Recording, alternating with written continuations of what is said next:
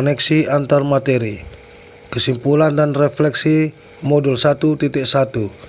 Ismail Wahyudi, CGP Angkatan 7, tahun 2022.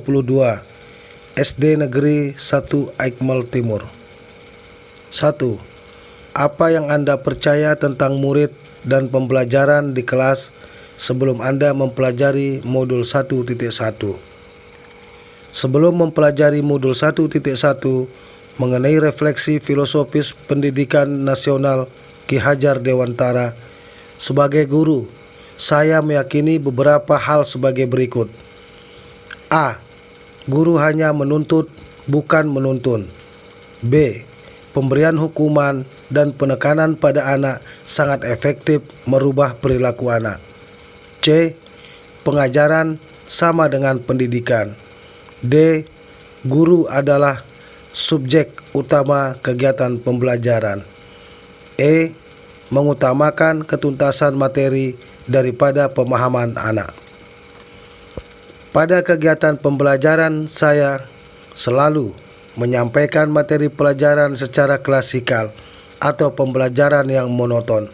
Saya berpikir bahwa peserta didik tidak akan paham dengan materi ajar kalau saya tidak menjelaskan materi pelajaran secara tuntas.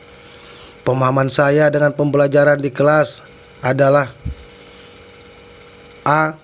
Pembelajaran di kelas lebih efektif daripada belajar di luar kelas, walau tuntutan pembelajaran mengharuskan anak belajar di luar kelas atau di lingkungan sekolah.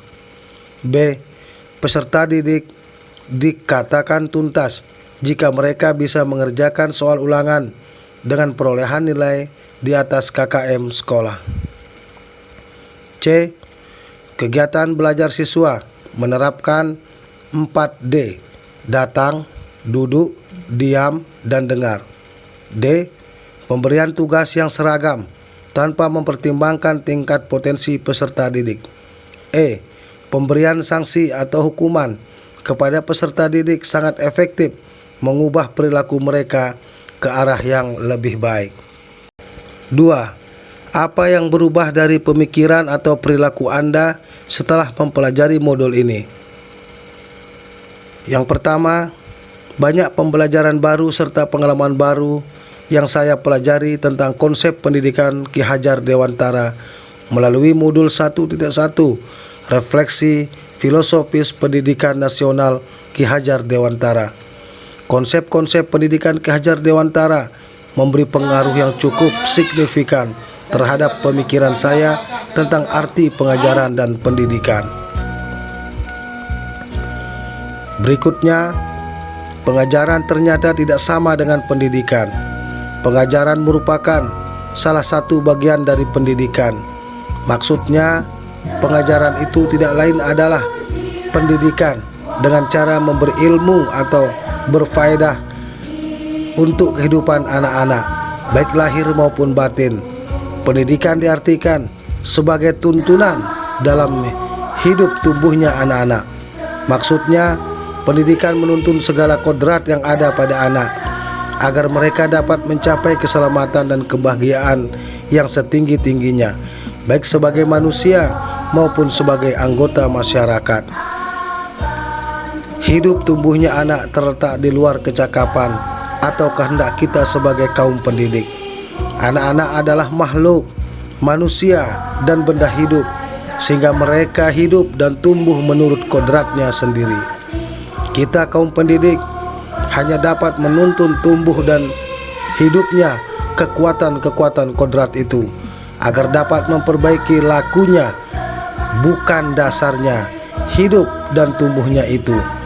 Dalam menuntun, kita dapat mengibaratkan diri kita sebagai petani dan anak-anak yang kita didik sebagai benih, misalnya benih padi.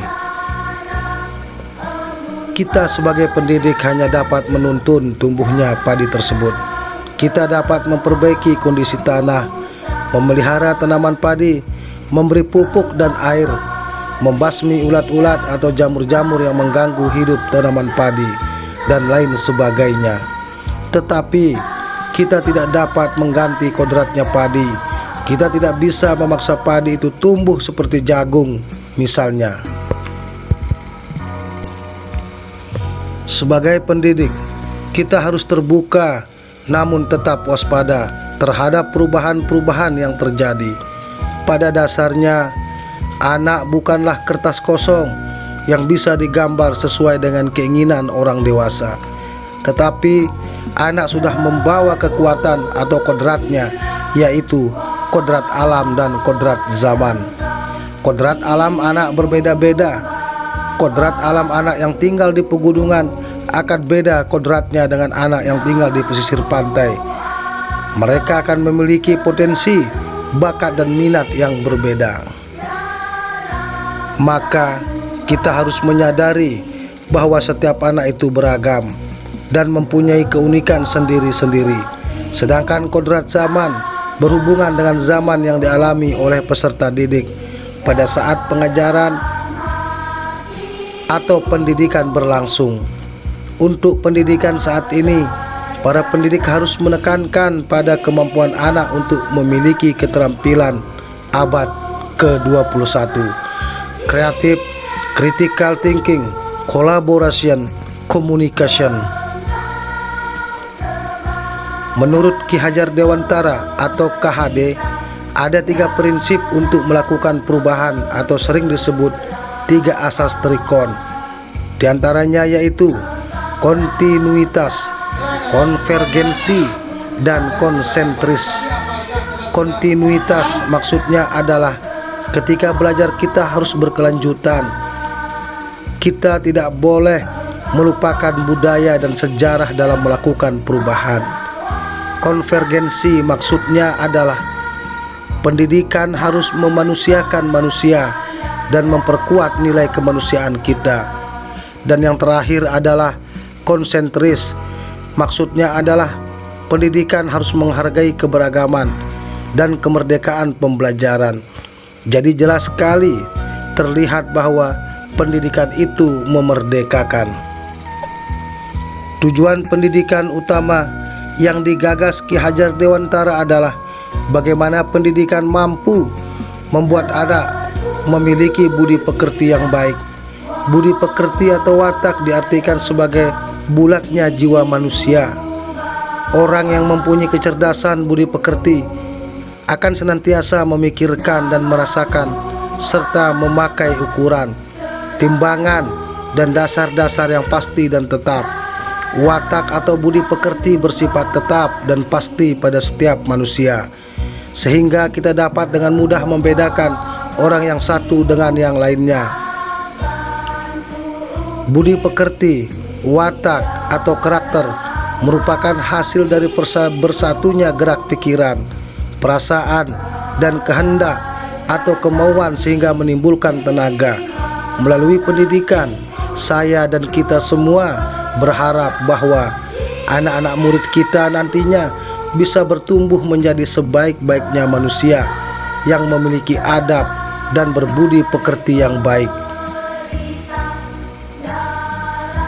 3. Apa yang dapat segera Anda terapkan lebih baik agar kelas Anda mencerminkan pemikiran Ki Hajar Dewantara? Yang pertama, saya harus mengubah mindset atau cara pikir saya yang terjadi, yang tadinya berpikir bahwa anak itu adalah selembar kertas kosong yang tidak atau belum tahu apa-apa. Saya harus meyakinkan diri saya bahwa setiap anak lahir sudah lengkap dengan potensinya masing-masing. Meskipun masih terlihat samar, saya harus peka membaca dan mengenali setiap potensi anak yang saya didik, agar pengajaran dan pendidikan yang saya berikan nantinya, baik metode maupun bahan ajar, bisa betul-betul menggali potensi anak seoptimal mungkin. Kedua, saya mencoba menciptakan suasana kelas yang menyenangkan. Hal ini sejalan dengan kodrat anak yang senang bermain. Kita bisa mengkolaborasikan asiknya permainan ke dalam kegiatan pembelajaran. Misalnya dengan melakukan bermain tebak kata ketika pembelajaran berlangsung.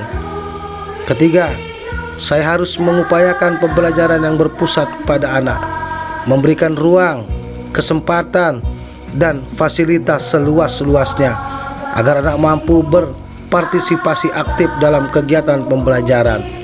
Saya sebagai pendidik menempatkan diri saya sebagai fasilitator yang menuntun anak agar ia mampu mencapai tujuan pembelajaran yang diharapkan. Di akhir pembelajaran, penting bagi saya untuk memberikan penguatan terhadap materi-materi konseptual agar anak tidak mengalami miskonsepsi. Selain itu, melalui pembelajaran yang berpusat kepada anak. Keempat, sebagai wujud dari tujuan pendidikan yang utama, yaitu lahirnya anak yang tidak hanya kompeten dari segala akademis, tapi juga berbudi pekerti yang baik. Saya sebagai guru, selain memberikan wejangan, harus bisa juga memberikan teladan yang baik. Jadi anak tidak hanya melakukan apa yang saya katakan, tapi harapannya anak mampu meneladani perilaku-perilaku baik yang saya contohkan. Selain sebagai upaya memotivasi anak agar berbudi pekerti baik, ini juga bisa jadi tantangan untuk saya bagaimana caranya agar saya bisa konsisten memberikan keteladanan yang baik. Guru sebagai sosok yang digugu dan ditiru. Harapan saya yang terakhir bisa memaknai dan menerapkan semboyan Ki Hajar Dewantara, yaitu ing ngarso sung tulodo. Dari atas saya bisa memberikan teladan baik bagi setiap anak didik saya. Ing madya mangun karso, di tengah saya bisa jadi teman yang memberikan semangat. Serta tutwuri handayani, dari belakang saya bisa memberikan dorongan moral serta semangat belajar yang tinggi. Salam dan bahagia buat seluruh CGP Angkatan 7 tahun 2022. Semangat!